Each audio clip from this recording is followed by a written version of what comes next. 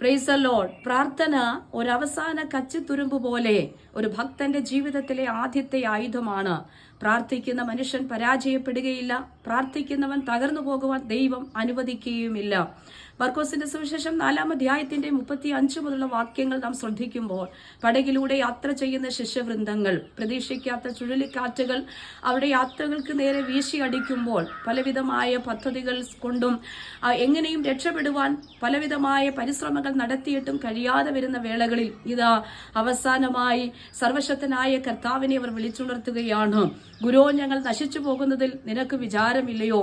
അതെ, നിലവിളി ശബ്ദത്തിനു മുൻപാകെ സർവശക്തനായ കർത്താവ് അതിന്റെ നടുവിൽ എഴുന്നേറ്റു നിന്ന് പ്രതികൂലമായിരിക്കുന്ന വിഷയങ്ങളെ ശാന്തമാക്കി അനുഗ്രഹമായ യാത്രകൾ അവർക്ക് ദൈവം നടത്തി കൊടുക്കുവാൻ ഇടയായി. അങ്ങനെയെങ്കിൽ പ്രിയരെ, ഈ വചനങ്ങളിലൂടെ കർത്താവ് നമ്മോട് സംസാരിക്കുന്ന ആലോചനകൾ, അതെ, പലവിധമായിരിക്കുന്ന വിഷയങ്ങൾ ജീവിതത്തിൽ കടന്നു വരുമ്പോഴും നമ്മുടെ സ്വയം പരിശ്രമങ്ങൾ കൊണ്ട് അതെ എങ്ങനെയും രക്ഷപ്പെടുവാനുള്ള പദ്ധതികൾ തയ്യാറാക്കി പരാജയപ്പെട്ടു നിൽക്കുമ്പോൾ, അതെ, ഈ വചനത്തിലൂടെ കർത്താവ് നമ്മോട് സംസാരിക്കുകയാണ്. പ്രാർത്ഥിക്കുക, പ്രാർത്ഥനയോടെ ദൈവശ്രദ്ധയിൽ മുട്ടുമടക്കുക. പ്രാർത്ഥിക്കുന്ന മനുഷ്യൻ പരാജയപ്പെടുവാൻ ദൈവം അനുവദിക്കുകയില്ല. അങ്ങനെയെങ്കിൽ അനവധി വിഷയങ്ങളിലൂടെ നിങ്ങൾ കടന്നു പോകുമ്പോൾ പ്രാർത്ഥനയോടെ ദിവസങ്ങളിൽ ചില മണിക്കൂറുകൾ, ദിവസങ്ങൾ കർത്തൃസന്നിധിയിൽ ചെലവഴിക്കുക. കർത്താവ് നിങ്ങളുടെ വിഷയത്തിനകത്ത് പ്രവർത്തിപ്പാൻ ഇടയായിത്തീരും.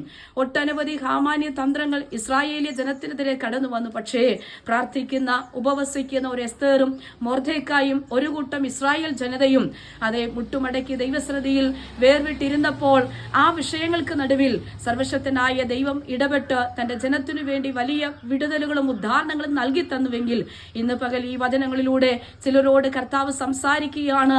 ഈ ദിവസങ്ങളിൽ വളരെ പ്രാർത്ഥനയോടുകൂടി മുൻപോട്ട് പോകുക. പ്രാർത്ഥനാ സമയങ്ങളെ ദീർഘിപ്പിക്കുക. ദൈവസന്നിധി സമയങ്ങളെ ചെലവഴിക്കുക.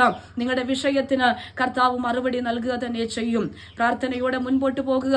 പ്രാർത്ഥിക്കുന്നവൻ പരാജയപ്പെടുകയില്ല. പ്രാർത്ഥിക്കുന്നവൻ തകർന്നു പോകുവാൻ ദൈവം അനുവദിക്കുകയുമില്ല. അങ്ങനെയെങ്കിൽ കർത്തൃസന്നിധിയിൽ സമയത്തെ ചെലവഴിക്കുക. ദൈവത്തോട് കൂടെ ഇരിക്കുക. കർത്താവ് ഈ വചനങ്ങളാൽ അനുഗ്രഹിക്കുമാറാകട്ടെ.